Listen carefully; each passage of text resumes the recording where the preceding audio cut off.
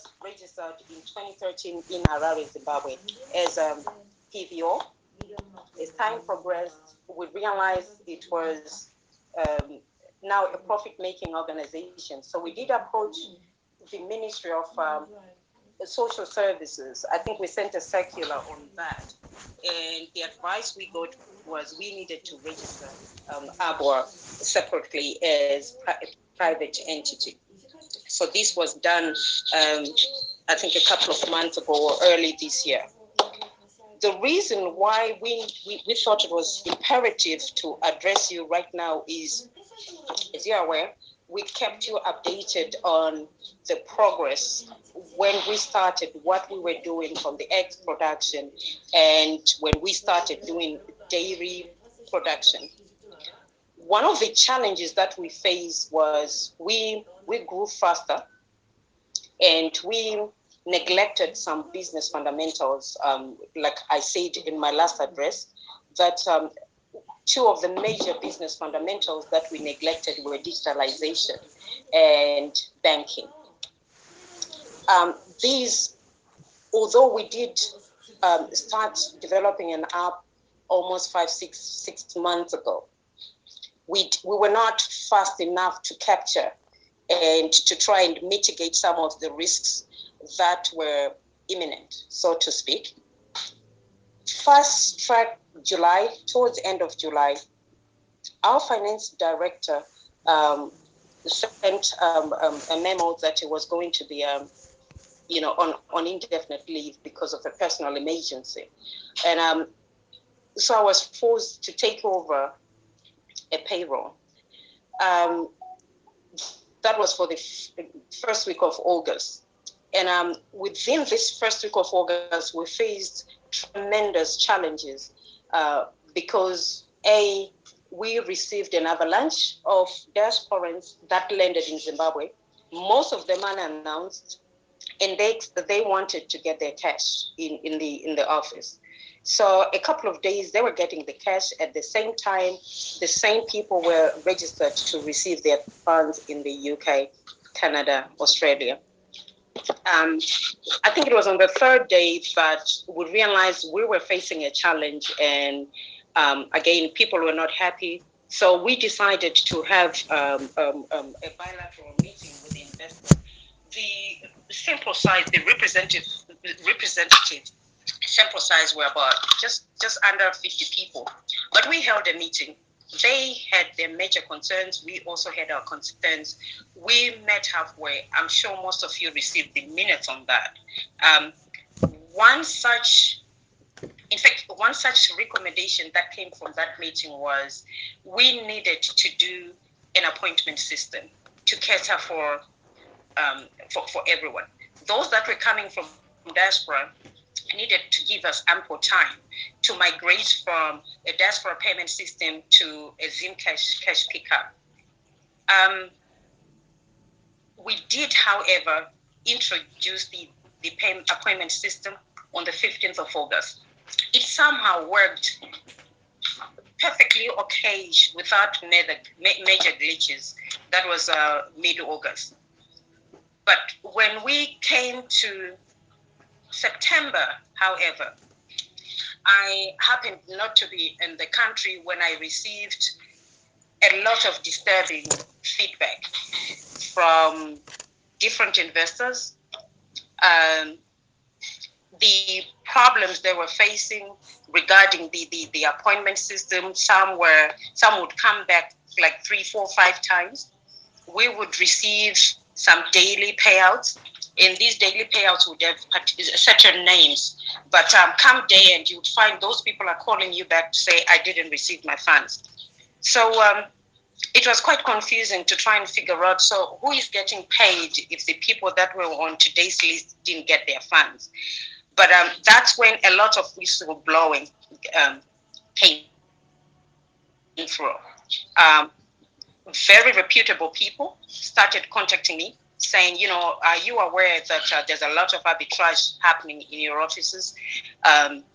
Some people were getting their, they would come and pay $50 to $100 to get someone's money packed into their envelopes, whether they had an appointment or not. but that would be taken to the car park and things like those. Again, the numbers kept on increasing of those people that needed payout, and the noise grew louder from the people that were reporting overpayments. We do have some people that have realized they've joined us, that were quite open, and they're ready to testify that they would get an envelope with their name on it, with a figure written on it. For instance, $700. That's what's on the envelope. But when they started counting the money that's in the envelope, it was $4,000. So they would give back the $3,300, but the form is just written a name and where they're supposed to sign, and the money would be thrown into a drawer. Things like those. So those observations were made and they were reported. I was forced to fly back into Zimbabwe. But because of the magnitude of these problems, we were forced, after consulting with the board and everyone else involved, we were forced to halt all payments, because the figures that we were being told were paid out, the figures that were still not paid out, the overpayments and a lot of those anomalies forced us to halt payments to start auditing forthwith. So we employed an auditing firm, some consultants, to come and start the auditing. The very first day that the auditing commenced, I went around with the auditors, specifically to the finance department. And some of the things that we unearthed were horrifying. Some of them we're still unearthing them as we speak. But generally, it turns out we had some overpayments that were being done. We had some double payments.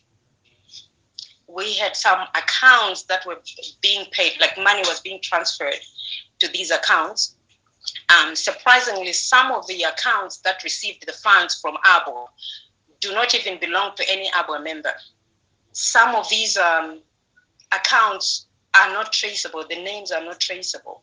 I personally approached the FNB bank manager with, the transfer that I had done to a particular account, but the bank clearly couldn't give me the name linked to that account for probably their policies reasons. So we then started talking to the people that would do contracts. And one of the disturbing things was, in spite of ABWA paying for a software for the past 2.5 years on monthly basis to enter the information electronically and have it as a soft copy, they were doing it manually. So upon asking them why were they not doing it as a soft copy into the particular software that we were paying subscriptions for, we were told only one person had access to that particular software and nobody else in the department had. We were told that with the exception of one person who was now entering this information as a soft copy into a particular software. Upon talking to the gentleman in question, that's an IT guy, who sadly was recommended by one of the ex-ABWA directors. And we hired the guy. It turns out there was a parallel system that had already been set, and he was entering all the contracts in that particular software. Nobody else knew about this software. He's the only person who had access to it after we asked him. When the auditors checked how many contracts had been entered, he mentioned a particular figure, like 2,100, but there are 300 missing. When we tried to check what happened to the 300, we were told to our faces that the other 300 contracts that are missing were eaten by dogs.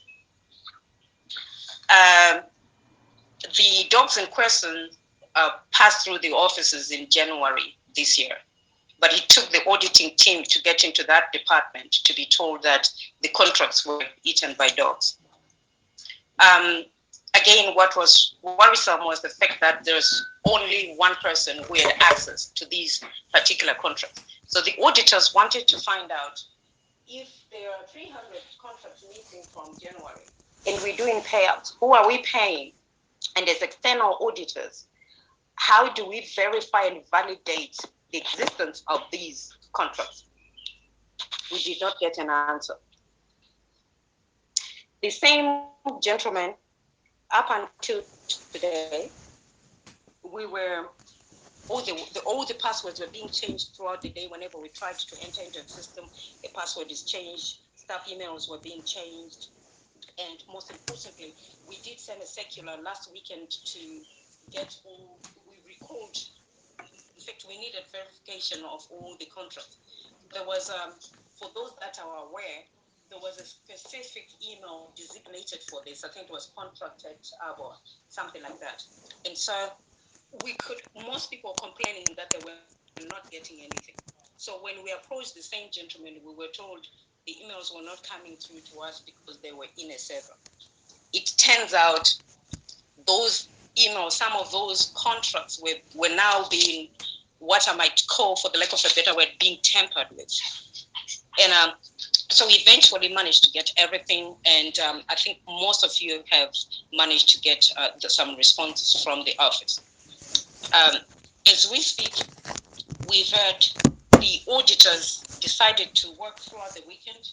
That was on Saturday and Sunday, and they called the finance people to come, said that they could be questioned, and there's sufficient time, there's no interference.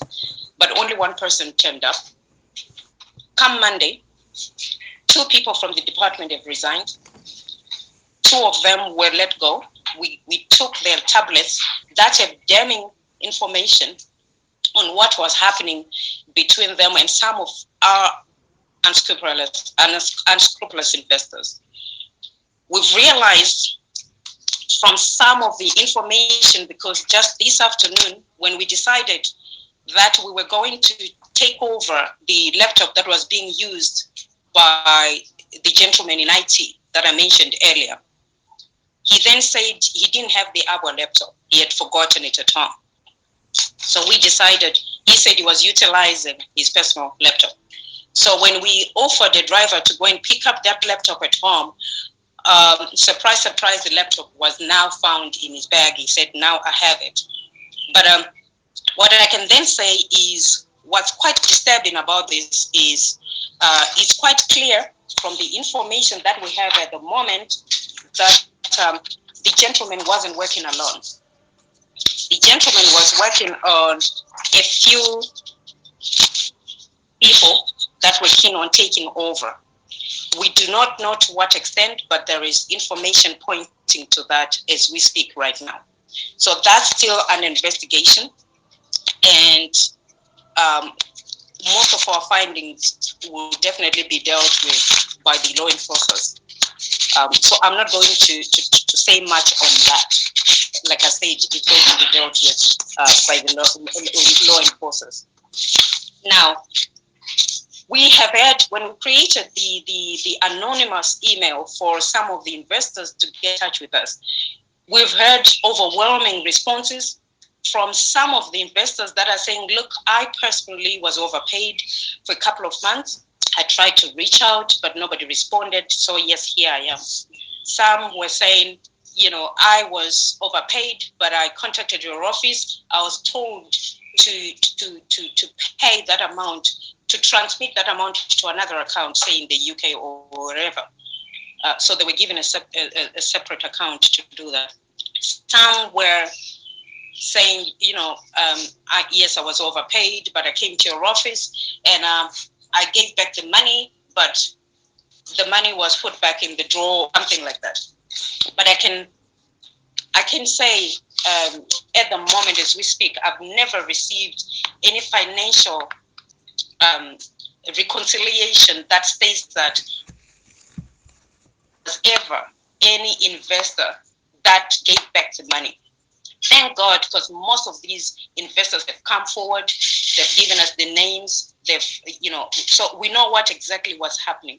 So we have issues of, dummy contracts, we have issues of overpayments, we have issues of double payments, we have issues of dummy accounts, among other things, including arbitrage in the office. However, the auditing is ongoing as we speak. They are on site as we speak. We also, without really interfering much with what they're doing, and now and then we get some updates of what's been going on. One of the things that we thought was imperative alongside the auditing investigation going on was now to put some control measures in place, because we're fully aware that time is not on our side. We've inconvenienced people. We have investors that are waiting to be paid. But we needed to understand the magnitude of our problem.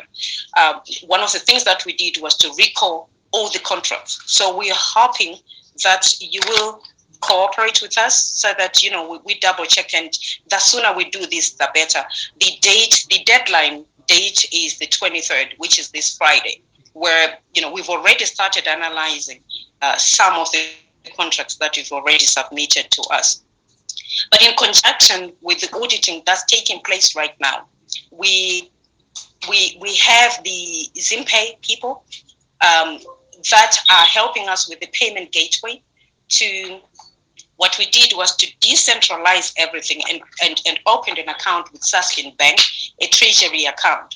So this decentralizes all the payments, therefore removing the risk of human error, removing the risk of human interference, and we concentrate on the banking side, and that we then going to be concentrating on the operational side of ABWA, but the banking side is being taken over. The app, again, that's another reason why we're here, because we digitalize it. I would have loved for us to have started on doing this, but again, these are the control systems, the internal control systems that we're putting in place as we speak. I'm aware that you guys or the investors have started an investors forum where questions were asked, recommendations were made, suggestions were made. So I do have that with me right now. But before we get into that, before we get into the investors forum agenda, I would love for these two departments, starting with, I think we'll start with Dakshesh Patel, who is the CEO of Zimpay, to give us an update of where we are at the moment. Then I will continue later on. Dak, if you can hear me, can you please go ahead? Yeah, no, Shami, thank you very much. I'm currently in London. I'm a bit concerned about what I've just heard, but this is what we do. Zimpay, by background, is a company that's set up, headquartered in London, operating in South Africa as well, and in Zimbabwe, where we offer solutions around payments. And looking at your business, there's a number of solutions that we've suggested to you. We've just engaged with ABWA, and so we will, in the coming weeks, set out a program on the different stages of the payments themselves. Just to summarize that, we will need to review the existing treasury operation. Harry Zamora, who's our country manager, will be in touch with you in the next day or two, and then we'll make a visit to start setting up the project team. Our development team in India is on standby. So what we are proposing, that for the international customers or clients that you have, that we will set up a structured program where they will register on Zimpay. There'll be an ABWA page there so that we can record the actual payment itself. We will take payments through Visa, MasterCard. We run a secure payment gateway out of the UK and in South Africa itself. and we receive payments, which we then reconcile and submit a remittance advice to you at ABWA with the regular settlement into your treasury account that we've opened for you to ensure that funds are secure and in a trust capacity within the account that you hold now at SASFIN. The second part of the solution we are looking to put in place will be a domestic solution, but also in South Africa. So for those investors or clients you've got that are proposing that the beneficiaries receive their monthly return in South Africa or on a ZAR, we can offer them a wallet. So we are regulated in South Africa to issue an e-money wallet now. We're also supporting it with an insurance product for funeral cover, medical cover, and legal cover. And we've got support to offer that to people with Zimbabwean passports as well as South Africans. But it's allowed to offer that to diaspora, which this audience would be available for. It comes with a Visa card, but it is rand denominated. But the benefit it gives you is the flexibility of using those funds in South Africa, both online and within the wallet itself. Which is, in some ways, some people would say is a lot more secure than having funds sitting in an institution in Zimbabwe, which is where there's a lot of nervousness in leaving currency accounts open for obvious reasons.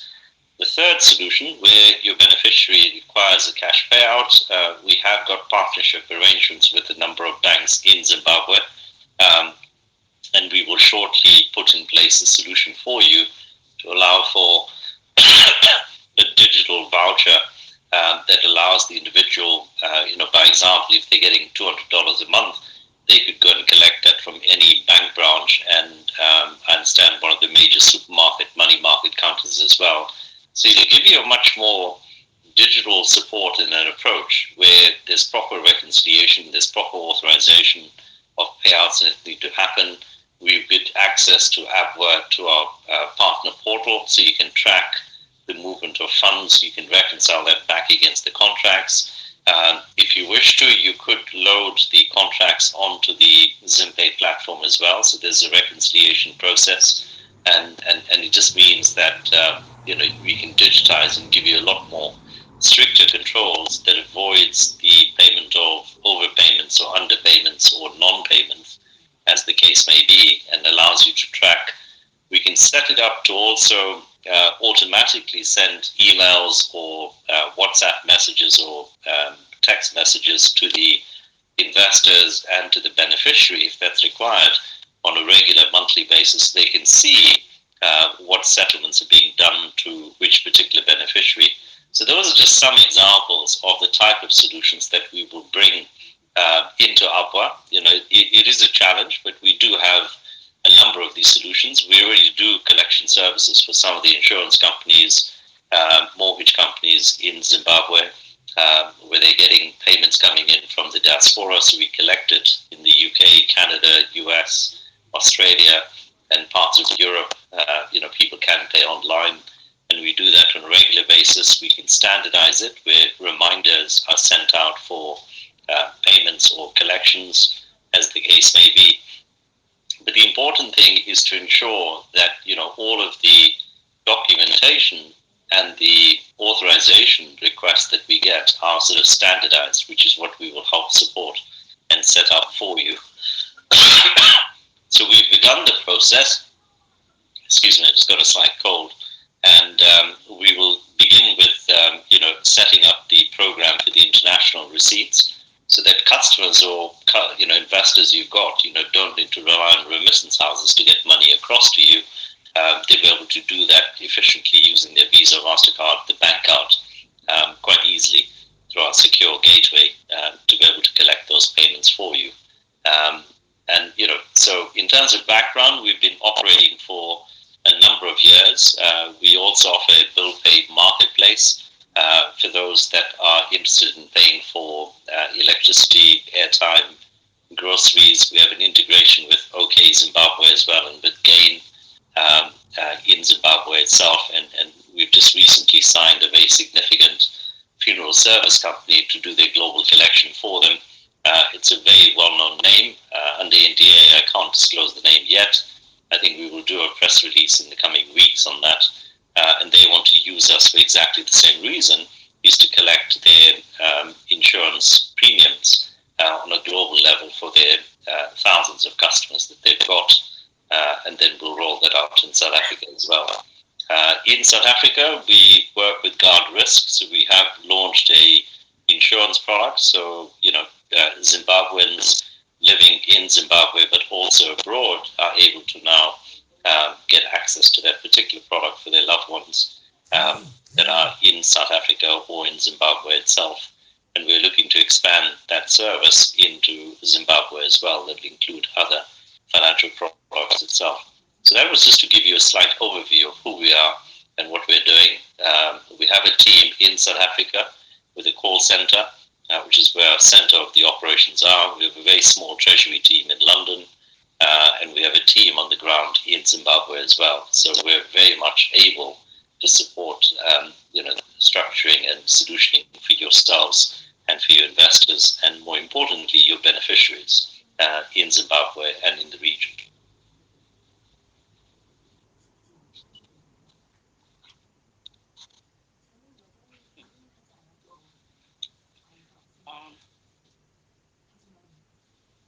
Jax, I think we've lost you there. Can you hear me? You got me there? I'm still here. We lost you for a couple of seconds. Can you hear me now? Yeah, you're clear. Okay. Please go on. Yeah, no, that's what I wanted to introduce, that, you asked me to join the meeting to give the investors and the people on the call comfort that, we have agreed a number of actions and a number of solutions that we will be implementing with you and your team in Zimbabwe. Right. I'm wondering whether, Jax, do you have a few more minutes to hang around so that? I do. Yeah, I'll be staying on this call. Very happy to. Your video. Do you mind put on your video? Yeah, sure. There we go. Thank you. Okay. I'm wondering whether, because if we go to question time right now, we might not finalize with you. And I wondered if we could get the auditors to give us their high-end reporting right now, and then probably we address a few questions that are here. I know for a fact people need to ask you some questions. So please, hang around for us. I know you want to go.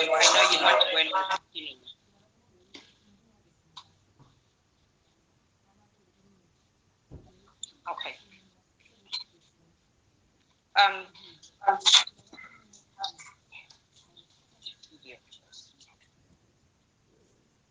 So the auditors are going to be talking to you now.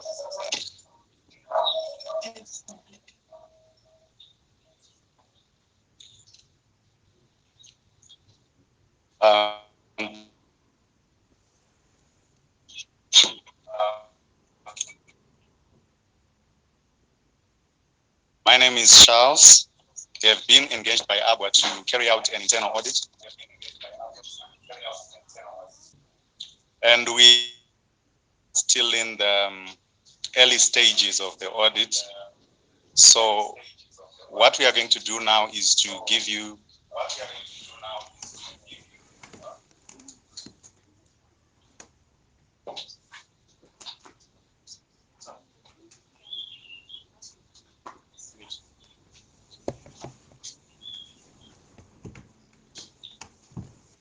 Okay. What we are going to do now is to give you a rundown of the scope of the kind of audit that we are undertaking. This is an internal audit, which is meant to look at the internal control systems that are in place at ABWA. And what we are going to do specifically is review the existing internal controls. And also, after doing that review, we are going to be designing new accounting policies, as well as beefing up the control environment to ensure that it meets the expectations of the organization and also assists in meeting the objectives that have been set for the organization. And also we are going to review the business model and look at places that may cause leakages and provide recommendations. Because of the issues that have been discussed by Shami, we are also going to undertake a full-scale review of transactions that were done from inception up to where we are. That means we are going to be doing a forensic review of the transactions. And also, we are going to be looking at the risks that the business faces. They may be internal, they may be external, and also give recommendations on that. And we will provide management with a report. And as I've stated, this is an internal audit. And because of such an engagement, what we do is the report is to management so that the processes within the organization may improve. But from a high level, what we have noticed from interactions with staff and management, we are just going to give you the areas that we are going to focus on mainly. We are looking at the governance issues around how things are being done, because we are seeing that there are some gaps within the structure, that is the organizational structure, to facilitate the meeting of the objectives of the organization. And also, there are big issues surrounding contract management, which we are going to dig into, and we will be helped by the forensic review of transactions, more information on what measures need to be taken so that in the future the organization can have a smooth flow of the management of these contracts, and also key issues surrounding cash management. Those we are going to look into, and also review the transactions that are to do with the ins and the outs of cash. So in brief, these are the issues that we are looking at. And as I've stated, we are just in the preliminary stages of this audit. We do not have much to say with regards to any kind of evidence that has been gathered so far. Thank you. I will encourage all our investors to get in touch with us. We will provide you with an email so that you can share with us any information that you feel may help us to accomplish the objectives of this internal audit. So we will be sharing that with you, I think, by end of day tomorrow. Thank you. Shami, if I can just come in there, just listening to that, and just to be proactive, because we're quite keen to provide a solution around it. I mean, you know, what would be a good idea is to begin by registering each investor onto our platform itself and loading up the contracts that you've got.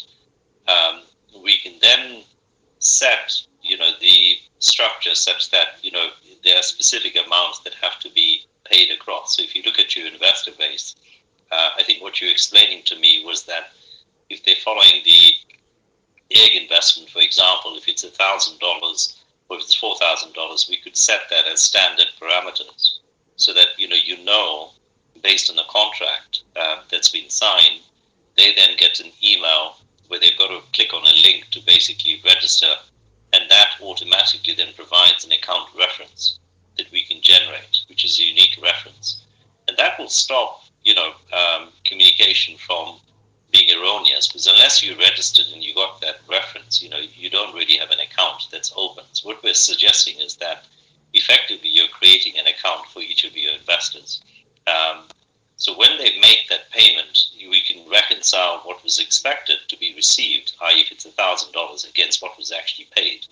And so you got a reconciliation that, starts with the process of where you're beginning in terms of new activations. On the existing customer base, I would suggest just getting cataloged onto a spreadsheet and sent to us, who are the individuals, what's their contact details, and the amount that they've invested and the date that they invested from, based on your interrogation of the contracts you've actually got. And I think we could start a process to get those registered so that you've got a digital record at the outset.